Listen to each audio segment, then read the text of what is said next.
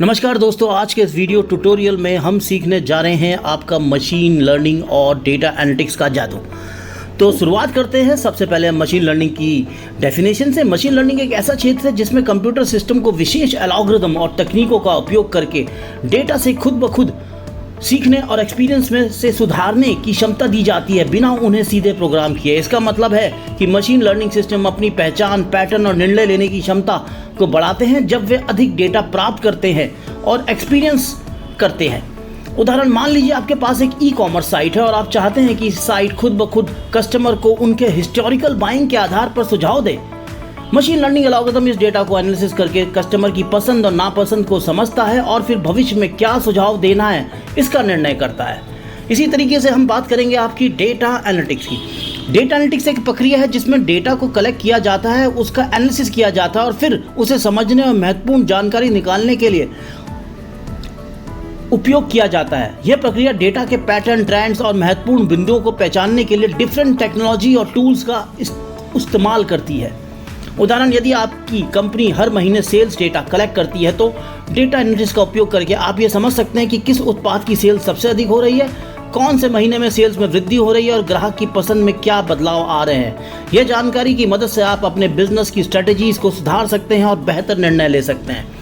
अब हम इसको एक कहानी की मदद से समझते हैं। कहानी शुरू होती है आदित्य से, जो एक छोटा बिजनेस चलाता है। उसकी दुकान में रोजाना कई कस्टमर आते हैं, पर आदित्य को एक बड़ी समस्या का सामना करना पड़ता है। वह यह समझ नहीं पाता कि कस्टमर कब कौन सा सामान खरीदेंगे। कई बार वो कम स्टॉक मंगवाता है और कभी ज़रूरत से ज़्यादा, इससे उसे नुकसान उठाना पड़ता है। एक दिन आदित्य को मशीन लर्निंग के बारे में सुनने को मिला। उसे पता जाता है कि इस तकनीक की मदद से वह अपने पुराने सेल्स के डेटा का इस्तेमाल करके ग्राहकों की ज़रूरतों का सही अनुमान लगा सकता है। आदित्य सोचता है, क्या यह तकनीक सच में मेरी मदद कर सकती है? तो सबसे पहले हमने क्या करा, प्रॉब्लम अंडरस्टैंडिंग। समस्या क्या है हमारी? समस्या है हमारी, आदित्य की मुख्य समस्या है कि वह भविष्य में क्या बिकेगा इसका सही अंदाजा नहीं लगा पाता। कभी कभी वह सही मात्रा में सामान नहीं मंगवा पाता, जिससे या तो ग्राहक को संतुष्टि नहीं मिलती या उसका सामान बेकार हो जाता है। आदित्य के एक दोस्त कुरान ने उसे सलाह दी, आदित्य तुम्हें मशीन लर्निंग का इस्तेमाल करना चाहिए। इससे तुम अपने पुराने डेटा को एनालाइज कर सकते हो और भविष्य में कौन सा सामान ज़्यादा बिकेगा इसका सही अनुमान लगा सकते हो। आदित्य को समझ में आया कि मशीन लर्निंग उसकी उस समस्या का समाधान हो सकता है। अगर मैं अपने डेटा से आखिर सीख कर भविष्य पर भविष्यवाणी कर सकता हूँ तो मेरी दुकान की समस्या हल हो सकती है, उसने सोचा।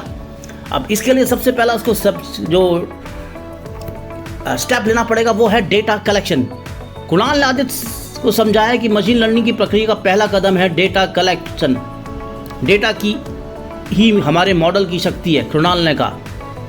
आदित्य ने अपने पिछले कुछ महीनों के सेल्स के रिकॉर्ड एकत्र किए। इसमें शामिल था कि कौन सा सामान कितनी मात्रा में बिक रहा है और कौन सी चीज़ ज़्यादा बिक रही है ये सब चीज़ें। कुणाल ने कहा, इस डेटा को तुम ईंधन की तरह सोच सकते हो। जितना अच्छा डेटा होगा उतना ही बेहतर हमारे मॉडल की भविष्यवाणी होगी। आदित्य ने सोचा, अगर डेटा इतना महत्वपूर्ण है तो मुझे इसे सही तरीके से कलेक्ट और इस्तेमाल करना होगा। Featured selection. कुणाल ने आदित्य को बताया कि हर डेटा पॉइंट महत्वपूर्ण नहीं होता, हमें सिर्फ वही जानकारी चाहिए जो हमारे लिए उपयोगी हो। कुणाल ने समझाया। आदित्य ने जाना कि डेटा में कई फीचर्स होते हैं, लेकिन सभी फीचर्स समान महत्व के नहीं होते। उसे उन विशेषताओं को चुनना होगा जो सबसे ज़्यादा प्रभावी है। कुणाल ने उदाहरण दिया, जैसे ग्राहक सप्ताह के किस दिन ज़्यादा आते हैं या कौन से समय पर सेल्स ज़्यादा होती है। इन महत्वपूर्ण विशेषताओं को ध्यान में रखकर ही हम सही प्रेडिक्शन कर सकते हैं। आदित्य ने इन बातों को समझा और अपने डेटा से उन विशेषताओं को अलग किया जो उसकी दुकान के लिए सबसे ज़्यादा महत्वपूर्ण है। Model selection. अब जब डेटा कलेक्ट हो गया, हमने उसको कलेक्ट करके सेल्स उसमें से देख ली, अब मॉडल सेलेक्ट करना है। कुणाल ने आदित्य को बताया कि मशीन लर्निंग में कई प्रकार के मॉडल होते हैं और सही मॉडल का चुनाव करना बेहद महत्वपूर्ण है। Decision tree. सबसे पहला हमने एक जो मॉडल होता है उसमें होता है डिसीजन। ये मॉडल एक पेड़ की तरह होता है जिसमें कई शाखा होती है। विभिन्न निर्णयों को शाखाओं के रूप में दिखाता है और आसानी से समझ में आता है, कुणाल ने कहा। आदित्य ने सोचा कि यह सरल और सुलझाने में मददगार हो सकता है। Random forest. कुणाल ने समझाया, यह एक जंगल की तरह होता है, इसमें कई डिसीजन ट्री होते हैं। यह अधिक सटीक भविष्यवाणी करने में मदद करता है क्योंकि यह कई दृष्टिकोण को एक साथ मिलाता है। आदित्य को लगा यह एक मजबूत विकल्प हो सकता है। नेक्स्ट बताया उसने लॉजिस्टिक रिग्रेशन। यह मॉडल भविष्य वाणी करने के लिए मैथमेटिक फॉर्मूला का उपयोग करता है। यह विशेष रूप से तब उपयोगी होता है जब हमें क्लासिफिकेशन की जरूरत होती है। कुणाल ने बताया आदित्य ने सोचा कि अगर उसे निर्णय लेना है कि ग्राहक उसे विशेष दिन आएंगे या नहीं तो यह उपयोगी हो सकता है। आदित्य ने अपनी दुकान की जरूरत के अनुसार मॉडल का चुनाव किया। उसने सोचा कि रैंडम फॉरेस्ट सबसे अच्छा होगा क्योंकि उससे सही और सटीक भविष्यवाणी चाहिए थी और इस मॉडल का कई डिसीजन ट्री का उपयोग करके अधिक सटीकता प्राप्त होती है।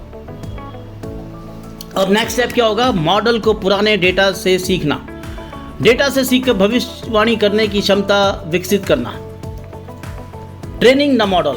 कुणाल ने आदित्य को समझाया कि अब अलग अलग कदम है मॉडल को ट्रेन करना। मॉडल ट्रेनिंग का मतलब है कि हम अपने पुराने डेटा का इस्तेमाल करके मॉडल को सिखाएंगे। कुणाल ने उसको बताया। आदित्य ने अपने कलेक्ट किए हुए डेटा को मॉडल में डाला। जैसे हम एक छात्र को पढ़ाते हैं वैसे ही हम मॉडल को सिखाते हैं कि विभिन्न परिस्थितियों में क्या होना चाहिए।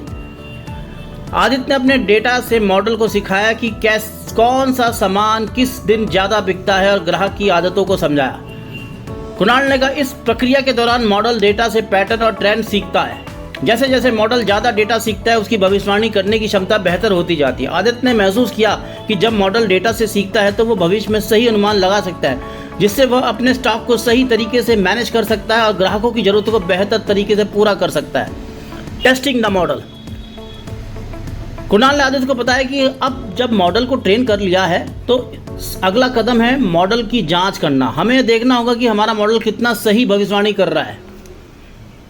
आदित्य ने अपने ट्रेंड मॉडल को नए डेटा पर टेस्ट किया। उसने देखा कि मॉडल की भविष्यवाणी वास्तविक सेल के आंकड़ों से कितना मेल खाती है। कुणाल ने कहा अगर भविष्यवाणी सही नहीं है तो इसका मतलब है कि हमें कुछ सुधार की जरूरत है। हमें देखना होगा कि क्या डेटा में कुछ कमी है या क्या मॉडल और बेहतर ट्रेन करने की जरूरत है। आदित्य ने मॉडल की जांच की और देखा कि कुछ मामलों में भविष्यवाणी सही थी और कुछ में नहीं। इसने निर्णय लिया कि वह मॉडल को और सुधारने के लिए अतिरिक्त डेटा और फीचर्स जोड़ने का काम करेगा। मॉडल की जांच और सुधार की प्रक्रिया बहुत महत्वपूर्ण है ताकि हमें सटीक और विश्वसनीय परिणाम मिल सके। कुणाल ने आदित्य को समझाया। Improving the model.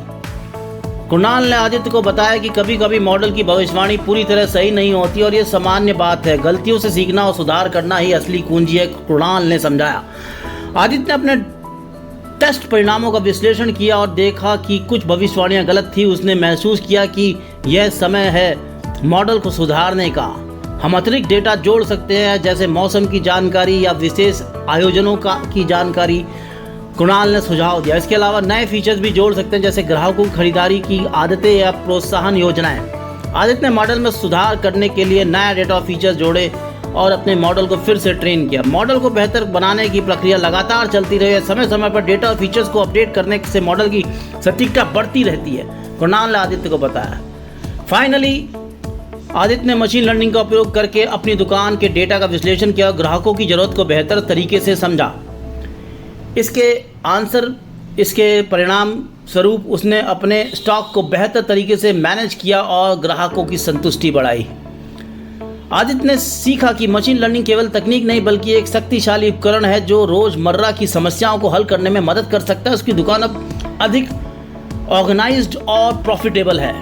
कुणाल ने आदित्य को एक महत्वपूर्ण संदेश दिया। मशीन लर्निंग हमारे डेटा को समझने और हमारे निर्णय को बेहतर बनाने में मदद करती है। रोजमर्रा की समस्या का समाधान खोजने का एक स्मार्ट तरीका। आदित्य ने महसूस किया कि मशीन लर्निंग ने उसकी दुकान की कार्यप्रणाली को नए स्तर पर पहुंचा दिया और भविष्य में भी उससे लाभ उठाने की उम्मीद है। धन्यवाद।